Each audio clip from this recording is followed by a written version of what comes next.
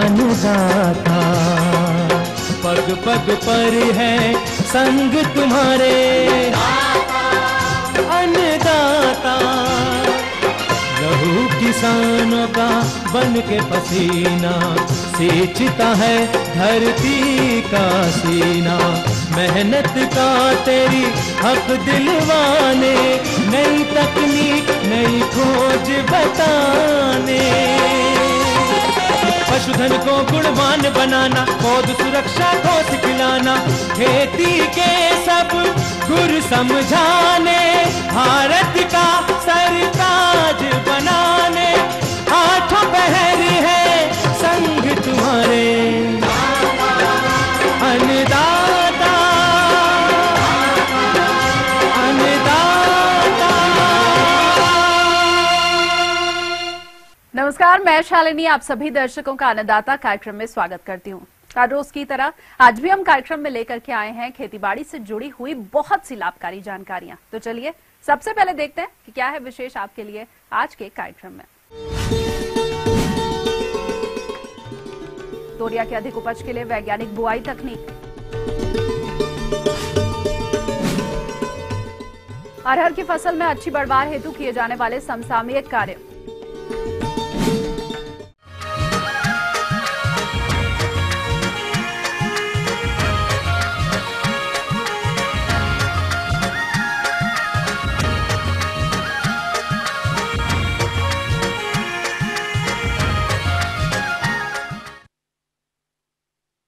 प्रदेश में बहुत से किसान भाइयों के खेत खाली पड़े हैं, तो ऐसे किसान भाई इन खेतों में कम अवधि वाली तोरिया की फसल का उत्पादन कर सकते हैं।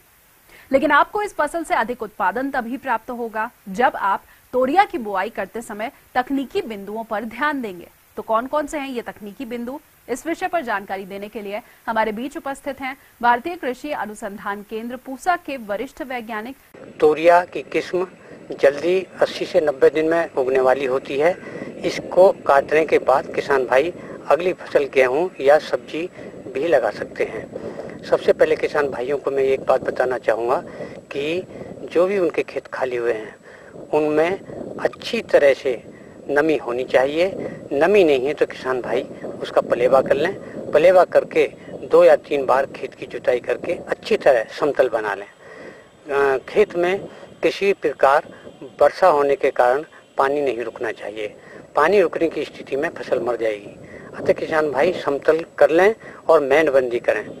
इसके अलावा जिन किसान भाइयों को अपनी सरसों लगानी है वो किसान भाई लगभग 10 टन कंपोस्ट की खाद, 100 से 120 किलोग्राम प्रति हेक्टर नाइट्रोजन का खाद, 40 से 50 किलोग्राम फास्फोरस तथा 40 किलोग्राम पोटास की उर्वरकों की मात्रा किसान भाई उपयोग करें, जिसमें आधी नाइट्रोजन की मात्रा तथा पोटास और फास्फोरस की पूरी मात्रा बुआई से पहले खेत में मिला दें या सीड ड्रिल के साथ बोने के लिए की व्यवस्था कर सकते हैं।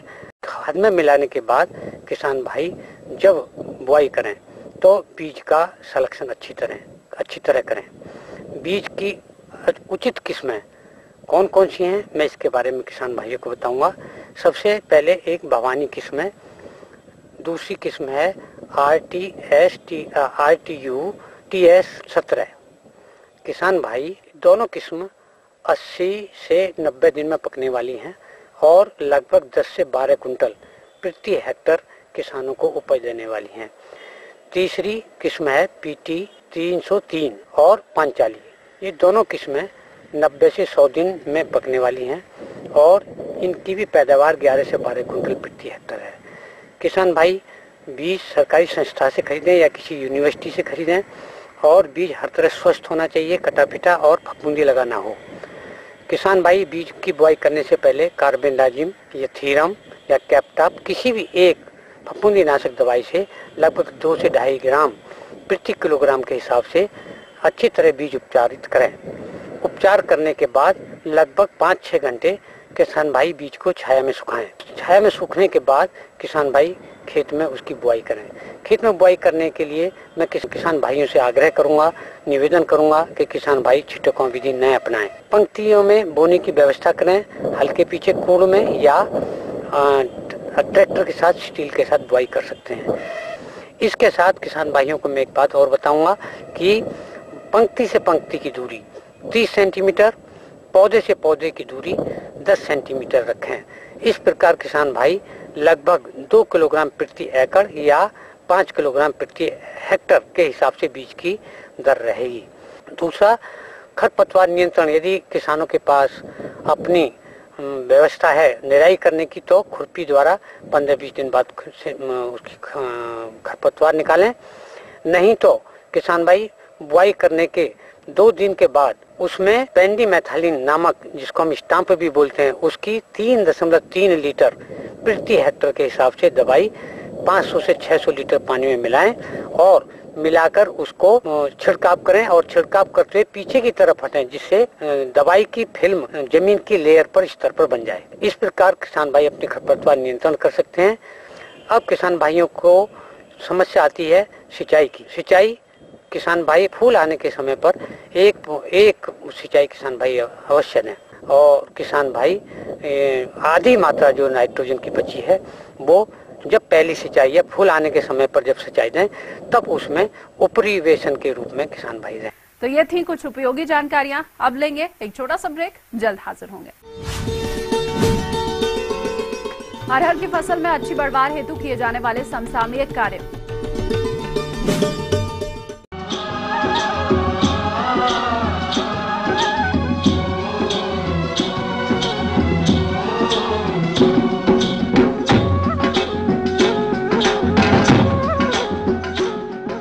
ब्रेक के बाद एक बार फिर से आप सभी दर्शकों का अन्नदाता कार्यक्रम में स्वागत है। बढ़ते हैं अगली प्रस्तुति की ओर।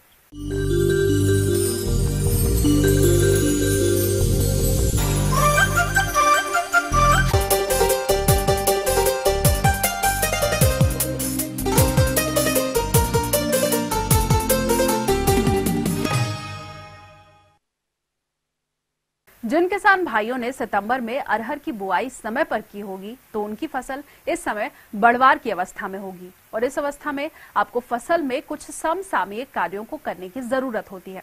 तो आप अरहर की फसल में इन कार्यों को किस प्रकार से करेंगे, इस विषय पर जानकारी दे रहे हैं बिरसा कृषि विश्वविद्यालय जिला रांची के विषय विशेषज्ञ डॉक्टर नीरज कुमार। पौधे की अगर संख्या शुरू में ही कम पाई जाती है तो 2-3 चीज़ें हमें ध्यान देनी होती है। पहला तो हम लोग हमेशा आगाह करते रहते हैं कि बीज दर सबसे ज़्यादा ज़रूरी है। हम जाने कि फसल का बीज दर क्या है। जैसे अरहर में 8 किलो प्रति एकड़ हम बीज दर लेते हैं। अगर आपने इतना बीज दर लिया है तो समस्या कम होनी चाहिए। बीजोपचार की सलाह देते हैं। अगर आपने बीजोपचार किया हुआ है बेविस्टीन से तो भी जो बीमारी से जो समस्या है या जो बीज जनित रोग हैं वो उनका आना कम हो जाएगा। और ये भी वजह है कि अगर नमी, जैसा हम सभी जानते हैं कि दलहनी फसल में नमी की अगर कमी हो गई है तब भी अंकुरन प्रभावित होता है और अगर ज़्यादा पानी भी हो गया है तो मिट्टी कड़ा हो जाता है बारिश के बाद और वो पपड़ी जैसा हो जाता है और उसमें जो बीज है अंकुरन के बाद बाहर नहीं आ पाते हैं। तीसरा कारण हो सकता है खेत में लगाने के बाद कोई खूंटी वगैरह रहता है तो उसमें चिड़िया आके बैठती है और चिड़िया भी उसको, जब वो अंकुरन हो रहा होता है उस समय वो उसको चिड़िया भी निगल जाती है, परेशान करती है, तो उस वजह से भी अंकुरन नहीं होता। दीमक की समस्या होती है हमारे खेत में। हम लोग हमेशा कोशिश करते हैं कि हम लोग क्लोरोपाइरीफास का छिड़काव करें तो ये समस्या नहीं होती है, लेकिन लगाने के बाद जरूर ध्यान दें। 8वें दिन 9वें दिन आपको नजर आने लगता है अंकुरन होता है और पौधे बाहर आ जाते हैं। जब 2-3 पत्तियां आ गई हैं और दूसरा जो साथ का बीज है वो अंकुरित नहीं हुआ है, ऐसे में आप रीसीडिंग कर सकते हैं। ये 10वें दिन बड़ा अच्छा होता है कि आप जो बीज अपने बुआई के बाद बचाए हुए हैं उस बीज का इस्तेमाल आप उस खाली जगहों पे अवश्य कर दें। कई बार तो हम लोग जब बहुत वर्षा हो रही होती है और पौधे अगर एक जगह पे 2-3 हैं तो उनमें से धीरे से एक को उखाड़ने के बाद हम लोग सीधे पौधे को भी लगा देते हैं, लेकिन उसमें जरूरी है कि बारिश फिर होता रहे। किसान भाइयों, एक तो खरपतवार जो आपके खेत में है जो पौधे की बढ़वार रोकते हैं उनका विनाश करना बहुत जरूरी है। आप चाहें तो निकाई गुड़ाई कर सकते हैं, हाथ से भी कर सकते हैं, या फिर आपके पास जो रासायनिक दवाएं हैं, एक इमाजेथाइपर दवा है जिसका हमारे किसान भाई इस्तेमाल कर सकते हैं और करीब ये 1 हेक्टेयर में 750 मिलीलीटर दवा लगता है। तो इमाजेथाइपर ये करीब बुआई के 20 दिन बाद हमारे किसान भाई इसको स्प्रे कर सकते हैं। तो इससे खरपतवार की समस्या नहीं होगी, और जब खरपतवार की समस्या नहीं हो तुरंत उसके बाद अर्थिंग अप करना चाहिए, यानी कि मिट्टी चढ़ाना चाहिए जड़ के पास। और जब आप मिट्टी चढ़ा रहे होते हैं उस समय थोड़ी मात्रा में डीएपी पौधे के जड़ के आसपास में बिखराव कर दें, गिरा दें, और उसके ऊपर फिर मिट्टी से उसको ढक दें, ताकि तेज हवा और बारिश, लगातार बारिश से जो पौधे गिरने लगते हैं उनका गिरना कम हो जाए। तो ये कार्यक्रम करने से पौधे की सही संख्या होगी, पौधे तंदुरुस्त होंगे, और आपका जो उपज होगा वो बहुत बढ़िया होगा। अरहर हमारे प्रदेश की सबसे महत्वपूर्ण दलहनी फसल है जो बरसात के मौसम में लगाई जाती है। इसमें ज़रूरत नहीं पड़ती है पानी देने की, क्योंकि इसकी चूँकि जड़ें अंदर जाती हैं। तो ये मुख्य फसल होते हुए अगर थोड़ा हम इसमें ध्यान दे दें तो बहुत ज़्यादा उपज होगी। और हम जानते हैं कि दलहनी फसलों से हमारा प्रोटीन मिलता है और हम स्वस्थ होंगे। आगे और भी हैं कुछ रोचक जानकारियां, पर यहाँ पर रुकेंगे एक और कमर्शियल ब्रेक के लिए, जल्द हाजिर होंगे। अदरक की फसल में लगने वाले रोग और उनकी रोकथाम।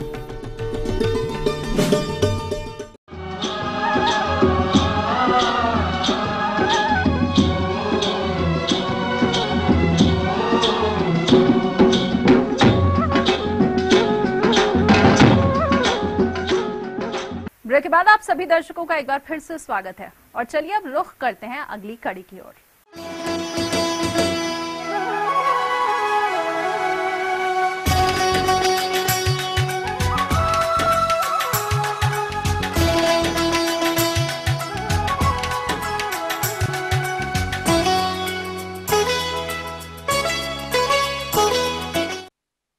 अदरक की फसल में विभिन्न रोगों का प्रकोप होता है, जिसके कारण इसके उत्पादन में कमी आ जाती है। तो किसान भाइयों, इस फसल में लगने वाले रोगों की आप पहचान कैसे करें और इन रोगों की समय से रोकथाम किस प्रकार से करें, इस विषय पर जानकारी दे रहे हैं एक कृषि वैज्ञानिक डॉक्टर BL रॉट। अपन जो ये अदरक की फसल देख रहे हैं तो इसमें जो राइजोम रॉट जो प्रकंद गलन जो रोग है अदरक का, वो फैलता जा रहा है, अभी शुरुआत ही है। और इसके लक्षण ये हैं कि ये जो एक तो ये जो इसका कारण है पिथियम अफिनडर्मेटन जो फंगस आता है, उस पिथियम की वजह से ये बीमारी खेत में पूरे खेत में फैल जाती है। और ये विशेषकर जो बीज उपचार अपन नहीं कर पाते हैं कई बार अदरक की फसल का, और बीज उपचार नहीं करने से ये बीज से भी फैलती है। और जिस खेत में अपन अदरक लगातार लगा रहे हैं तो उसमें भी इसके इनोकुलम रहता है, उसकी वजह से भी फैलता है। और ये खेत में जैसे पानी वगैरह पिलाते हैं अपन, उससे भी ये इनोकुलम जो है पूरे खेत में धीरे धीरे फैल जाता है। तो इसके लिए किसान भाइयों, एक तो बीज उपचार अपने को समय पे करना बहुत ही ज़रूरी है। इसके लिए जो रिडोमिल दवाई आती है वो 2 ग्राम प्रति लीटर पानी के हिसाब से घोल बना के, और उसका अपने को 15 से 20 मिनट तक इस अदरक के बीज को इसमें डीप करके रखें। और इसके बाद बाहर घोल से बाहर निकाल के, और जब पूरा छाया में सुखा के, घंटा भर सुखा के, और फिर इसको स्टोरेज करना चाहिए। क्योंकि ये समस्या जो है वो बीज में स्टोरेज से आती है। यदि स्टोरेज के समय यदि अपना सीड बीज उपचार किया और स्टोरेज किया है, भंडारित किया है, और फिर आप उसको भंडारित करते हैं उपचारित करके, तो ये समस्या नहीं रहती, बीमारी का प्रकोप नहीं बढ़ता है। और ये स्वस्थ बीज होगा तो खेत में बीमारी नहीं आएगी। तो ये जो विशेषकर ये बीमारी फैलती है, ये जो रोग है प्रकंद गलन, वो बीज से फैलता है। तो इसके बीज उपचार करना अति आवश्यक है। अभी अपन जिस खेत में खड़े हैं, तो ये जैसे अपन बीज उपचार नहीं कर पाए और समस्या आ गई है खेत में खड़े फसल में, तो उसके लिए आप किसान क्या करें? उसके लिए करना है उसको कि एक तो जिस पैचेज में जहाँ पौधों में बीमारी आ गई है, उन पौधों को जड़ सहित, इसकी जो कंद सहित, उसको प्रकंद सहित उसको फावड़े से खोद के मिट्टी सहित उसको बाहर निकालना है।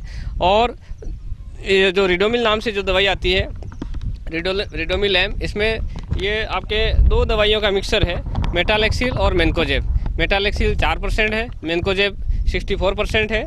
और ये दोनों का मिक्सचर है। मेटालेक्सिल सिस्टेमिक है और मेनकोजेब कॉन्टैक्ट फंजीसाइड है।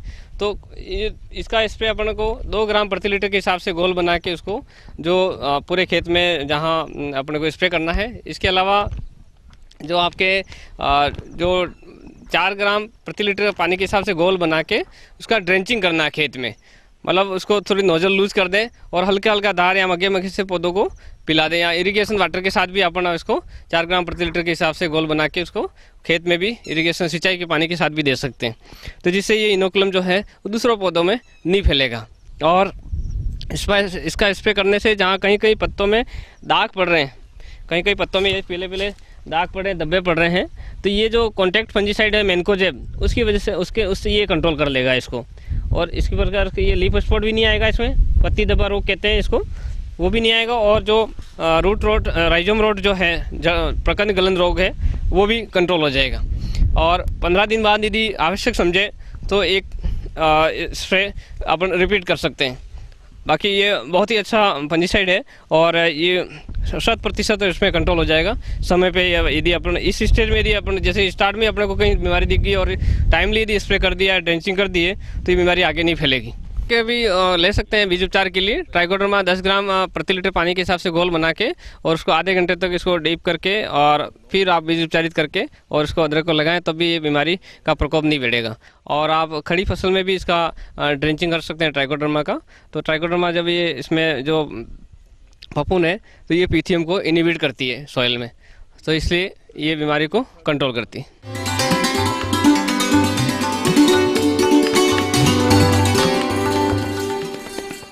अन्नदाता हेल्पलाइन निःशुल्क फोन संपर्क सेवा के माध्यम से आपके द्वारा पूछे गए प्रश्नों में से एक या फिर 2 महत्वपूर्ण प्रश्नों को हम अपने कार्यक्रम में शामिल करते हैं और इसी के तहत आज का चयनित प्रश्न और उसका जवाब इस प्रकार है। जिला दरभंगा से राजीव मिश्रा जी, आप कटहल के अच्छे उत्पादन के लिए किए जाने वाले प्रबंधन कार्यों पर जानकारी चाहते हैं।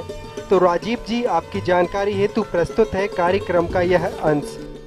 किसान भाइयों, आज हम आपको एक ऐसे फल के बारे में जानकारी देंगे जो सभी फलों में सबसे बड़े आकार का फल होता है। हमारे कटहल में बहुत सारे फल गिर रहे हैं, ये अक्सर आप प्रश्न करते रहते हैं।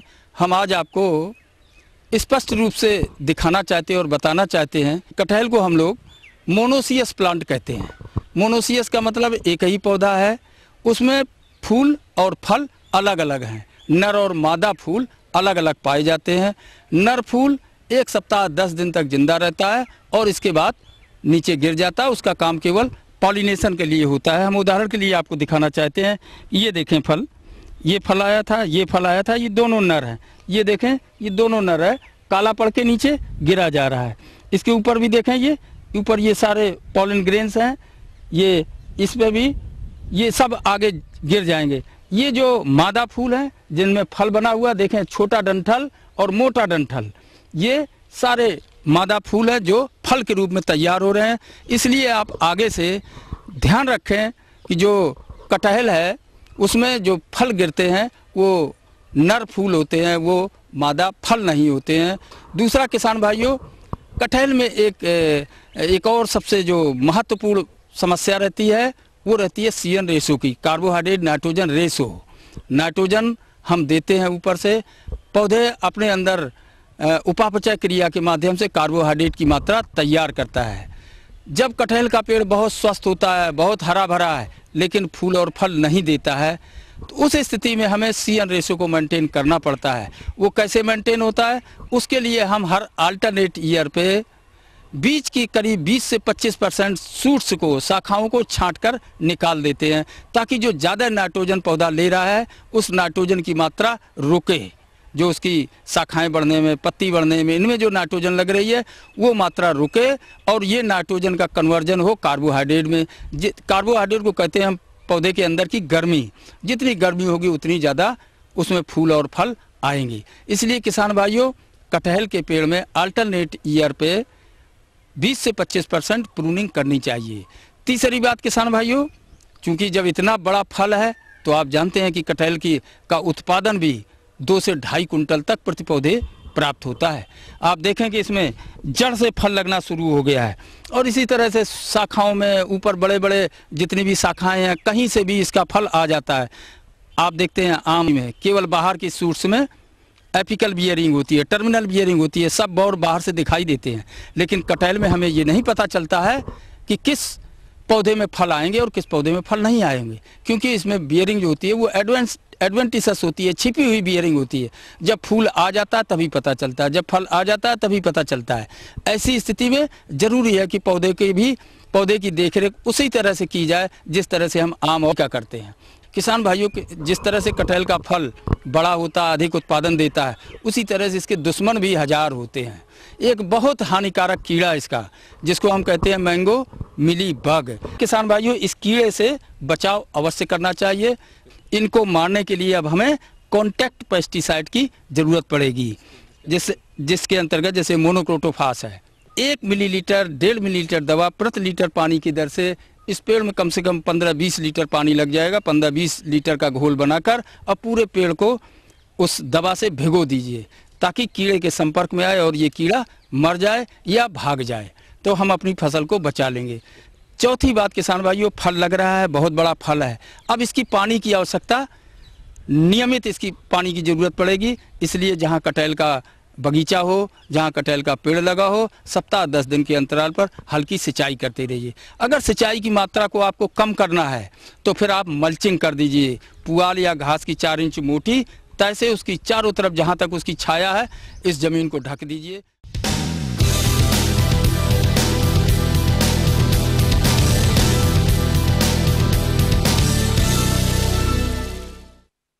राज्य की विभिन्न मंडियों में कृषि उत्पादों के चढ़ते उतरते बाजार भाव की संक्षिप्त जानकारी इस प्रकार है।